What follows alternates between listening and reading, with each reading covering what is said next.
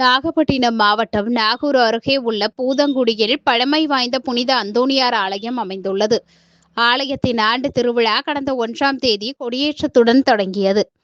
ஆண்டு பெருவிழாவின் முக்கிய நிகழ்ச்சியான மின் அலங்கார பெரிய தேர்பவனி நடைபெற்றது. இதனையொட்டி மின் அலங்கார சப்பரத்தில் சம்மனசு மாதா, அந்தோணியார் ஆகியோர் எழுந்தருளினர். முன்னதாக நாகூர் பங்கு தந்தை ஆரோக்கியசாமி தலைமையில் நவநாள் ஜெபம் உள்ளிட்ட சிறப்பு திருப்பலிகள் நடைபெற்றது. பின்னர் தேர் சப்பரத்தை புனிதம் செய்து தொடங்கி வைத்தார்.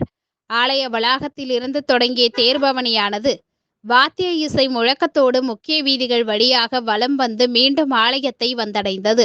இதில் திரளான பக்தர்கள் பங்கேற்று புனித அந்தோணியாரை வழிபட்டனர்.